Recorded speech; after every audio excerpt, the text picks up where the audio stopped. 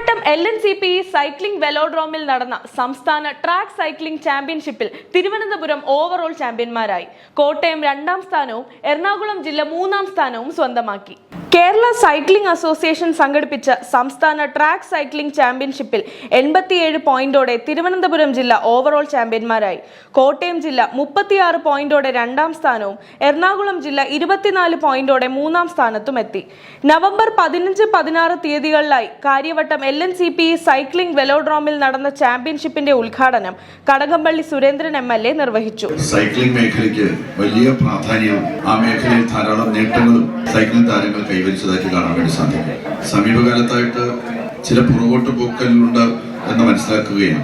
അതിന്റെ കാരണങ്ങൾ കണ്ടെത്തി കേരളത്തിലെ ഏറ്റവും മികച്ച ഒരു ഇവന്റായി ഈ സൈക്ലിങ്ങിനെ വളർത്തിയെടുക്കുന്നതിന് വേണ്ടിയിട്ടുള്ള ആത്മാർത്ഥമായിട്ടുള്ള പരിശ്രമം നടത്താൻ കേരള സൈക്ലിംഗ് അസോസിയേഷൻ ആവശ്യമായിട്ടുള്ള താല്പര്യമെടുക്കും. അതിനു വേണ്ടിയിട്ടുള്ള പ്രവർത്തനങ്ങളുമായിട്ട് മുന്നോട്ട് പോകുമെന്ന് ഞാൻ ആത്മാർത്ഥമായിട്ട് കരുതുകയാണ്.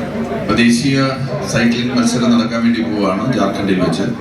അതിന് മുന്നോടിയായിട്ടുള്ള നമ്മുടെ സ്റ്റേറ്റ് ടീമിനെ സെലക്ട് ചെയ്യുന്ന ഒരു ദിവസമാണിത്. സബ് ജൂനിയർ, ജൂനിയർ, എലൈറ്റ് വിഭാഗങ്ങളിൽ ആൺകുട്ടികളുടെയും പെൺകുട്ടികളുടെയും മത്സരങ്ങൾ നടന്നു. Sprint, time trial, individual pursuits, scratch race, keirin race എന്നീ ഇനങ്ങളിൽ വിജയിച്ചവർക്ക് സമാപന ചടങ്ങിൽ മെഡലുകൾ വിതരണം ചെയ്തു.